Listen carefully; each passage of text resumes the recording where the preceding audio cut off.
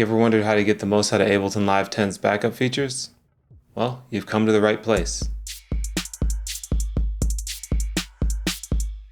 Welcome to the Producer's Kitchen. I'm Josh Spoon, and Ableton Live 10 has produced two sought-after features, one being unlimited undos, and the other one being local backups. Let's take a look at how you can hack the local backup to enhance your workflow and to be used to your advantage. So I'm here in a blank project in Ableton Live, and I'm in Places, Current Project. There's nothing in here. So what we want to do is just save this guy. I'm going to make a new folder called Trash2, because that's what I name my projects that I'm going to keep in the trash. So we got Trash2 here. You can see it's saved. This is the current project, trash2.als, and all the tracks are in here and all that. If you don't know really much about why this looks like this, I have a video that I'll put in the link and the description and all that stuff in here for you to be able to check that out. Okay, so the way that the backup works is anytime I do anything and I save it, so I just made an empty MIDI clip on this empty MIDI track, save it, and then there's a backup folder, and inside of that is my first save. So from there, I can just continue to work and continue to save, and it'll keep it in the backup folder. So let's actually do that. Let's just make a change, 5, 6, 7, 8, 9, 10. So we have, just to make sure, 1, 2, 3, 4, 5, 6, 7, 8, 9, 10. We have 10 backups. So the first file, I think, is down at the bottom. Nope, up at the top. So that's the first one, and then it goes down from there. And if we make another one, so I'm going to do Command D, save again, you'll see that one of them disappears.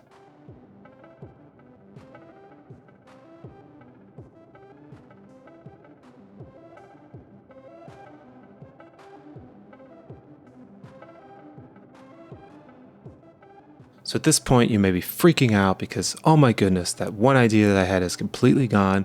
I'm screwed. My girlfriend or boyfriend is going to leave me because that hit record idea I had is gone. But don't worry about it. She loves you for you. So let's go to trash, and you'll see in trash, there is a bunch of trashes here. But this is Trash2. That's the first save that I ever made for Trash2. And as we do subsequent saves, you'll see that they all show up in the trash. So if I right click, nope, don't want to go there, that's deleting. That'd be bad if I told you to do that. Just make a new tab here, Trash2, there it is. So I'll double click in there, and then I can drag this back into Trash2, and you see there's the file right there. So then you don't have to worry about it going away. If you're also wondering how can I secure that it doesn't get thrown away or I don't have to worry about it, you can hit compress and then it'll never go away. And you could even throw that in the backup folder, and that's not going to get tossed because Live isn't looking for .zip files. Lastly, you can bank your backups. So I have 10 backups here. Let's say this is, I did a bunch of cool revisions in the last hour, or you want to save on the hour, or by day, the last 10 important revisions of the day. I can right click on the backup, rename it Monday, and then if I make a change and I save, Live goes, oh hey, there's no backup folder, let me make a backup folder for you. There's nothing in it except for the last save. Then I could go in here and rename this. Actually, let me make some saves. So let's say this is Tuesday, right? So we got a bunch for Tuesday. I can right click and rename Tuesday.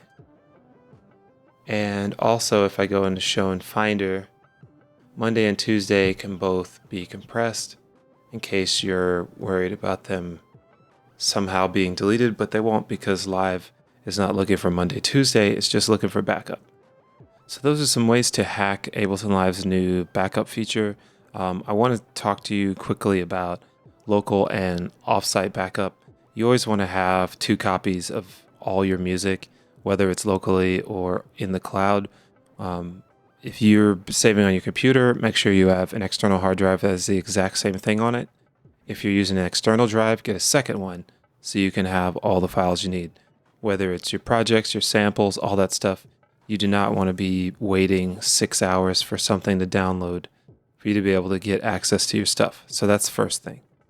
Second of all, make sure you have an offsite backup, especially if you live in California, where I live.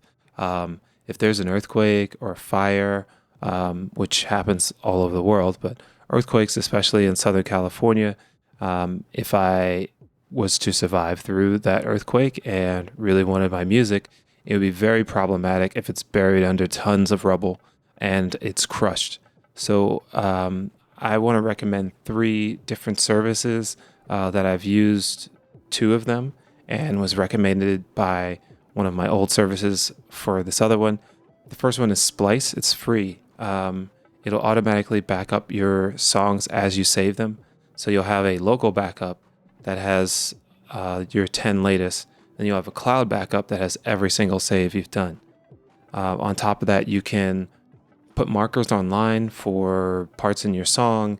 It even tracks down to the clip where everything is in arrangement views, so you could put notes, collaborate.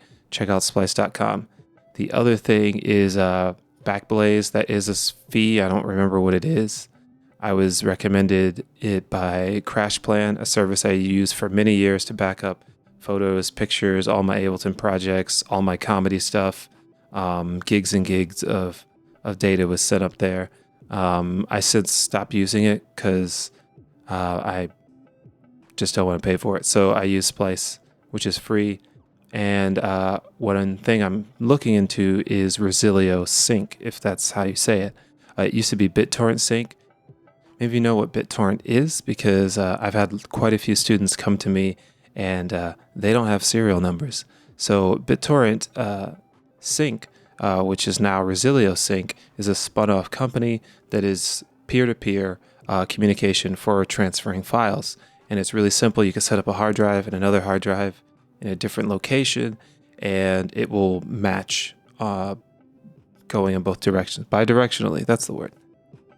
So for example, here in LA, I can have my computer and my files, and in Texas, where my family lives, I could have a computer with a hard drive that I could send all of my songs and tracks and samples to. So if this place does go up in flames or down in rubble, I can get that back through the internet or physically going there and then coming back and using it. So I would recommend checking out those 3 services for offsite and get yourself a second hard drive, SSD. The T5s by Samsung are super cheap. I bought mine for a lot like 6 months ago. Now they're cheap. I'll put a link in the description to that. That'll actually help me out and support me because it's a merchant link or something like that. If you haven't already, don't forget to subscribe and hit the notification bell so you can be notified as soon as a video comes out.